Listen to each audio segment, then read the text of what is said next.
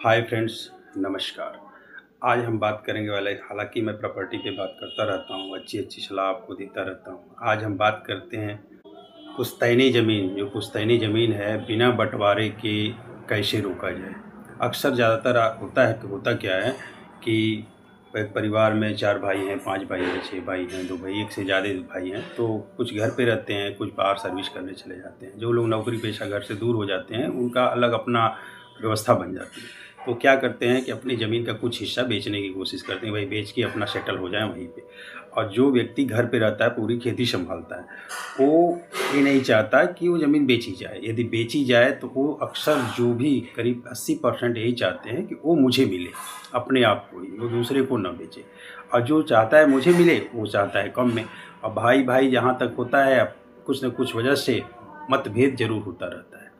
तो वो चाहता है हमें मिले और दूसरा व्यक्ति चाहेगा कि मैं किसी को बेच दूं, ज़्यादा पैसा मिले। तो वो उसका हिस्सा है, वो बेच सकता है। लेकिन अब ये बात आती है कि बिना बंटवारे किए हुए दूसरा व्यक्ति उसको कैसे रोके। और वो चाहेगा कि मैं बेचूं, वो बेचने के लिए किसी दबंग व्यक्ति को बेच देगा, दबंग व्यक्ति बेच देगा, फिर वो आप जो आएगा दूसरा व्यक्ति अपना ज़मीन लेने के लिए अपना आ ही जाएगा। तो रोकने के जो उपाय हैं, सबसे पहले आदमी सोचता है, जो जनरली सोचता है, वो थाना जाता है। तो थाना में पुलिस से मिलेगा। पुलिस, इस ज़मीन वाले मैटर में पुलिस का कोई रोल नहीं है। हाँ, हालांकि शांति व्यवस्था यदि बिगड़ रही है तो ज़रूर पुलिस कुछ करेगी, लेकिन ज़मीन के मैटर में पुलिस का कोई रोल नहीं है। वो बहुत करेगी, यदि आप पैसे देंगे, घूस खिलाएंगे, 10, 20, 50 हज़ार देंगे रोकने के लिए, तो 2, 4, 10 दिन के लिए परेशान कर सकती है, बुला सकती है। लेकिन उसमें रोकने के, उसको ज़मीन के मैटर में कोई अधिकार पुलिस को नहीं दिया गया है। पुलिस बहुत करेगी, उठा के बंद कर देगी। 24 घंटे के लिए शांति भंग व्यवस्था में उठा के बंद कर देगी 151 में, और कुछ भी नहीं कर सकती है। और जो बेचने वाला है वो अपने हिस्से की ज़मीन बेच देगा, ठीक है।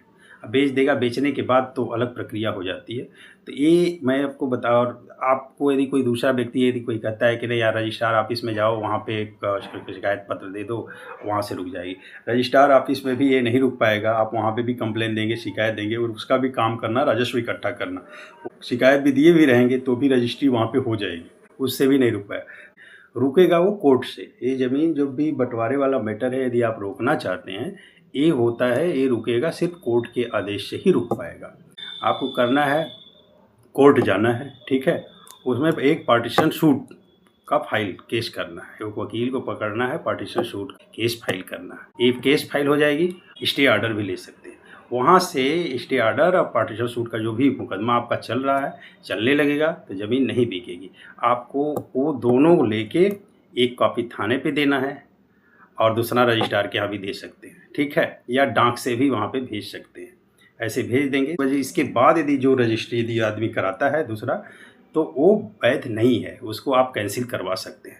इसके अलावा कोई उपाय नहीं है। यदि अब रही बात, दूसरा आदमी क्या कर सकता है, दूसरा आदमी यदि करना चाहे कि क्या कर सकता है इसके लिए, तो दूसरे को भी यही उपाय है जो है, पार्टीशन सूट का मुकदमा करना है, और उसके बाद जब अलग अलग हो जाएगा तभी बेचना है।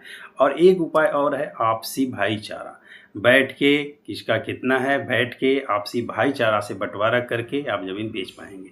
आपसी सहमति से, यदि सारे लोग इकट्ठे करके आपसी सहमति से बैठते हैं और बैठ के एक हल निकालते हैं, और इस वजह तरीके से बेच पाएंगे। लेकिन जहाँ तक है विवाद, कोर्ट में देखेंगे तो करीब करीब जितने ज़मीन के विवाद हैं सब पारिवारिक हैं। करीब करीब 50-60% तो पारिवारिक विवाद ही हैं जिसमें कि कोर्ट में चल रहे हैं। तो इसको आपसी सहमति से ही हल करने की कोशिश करें, कोर्ट से जाने से बचें। जहाँ तक है कोर्ट में जाएंगे तो लंबा टाइम खींचेगा, ये आसान प्रक्रिया नहीं है कि नहीं 2 दिन में हो जाएगा। कोर्ट में जाएंगे, लंबी प्रक्रिया लगेगी। इसलिए जहाँ तक है कि आपसी सहमति से बैठ के इसका हल निकाल लिया जाए।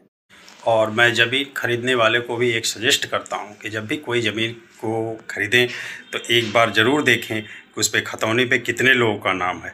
खतौनी पे 4 भाई का नाम है, वो आदमी कहता है मैं अपना हिस्सा बेच रहा हूँ, तो एक बार चारों भाई से ज़रूर उसे कहिए कि एक बार मुझसे मिलवा दो, फ़ोन पे बात करा लो कि भाई कोई इसको आपको ऐतराज़ तो नहीं है।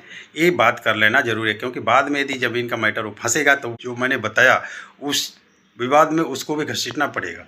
तो यदि विवाद से बचना है तो ज़मीन को बारीकी से बताई गई है, उसी को कायदे से उससे मिल के चारों भाइयों से, यदि 4 भाई हैं तो चारों भाइयों से भाई किसको कितना मिला है, किसका कितना है।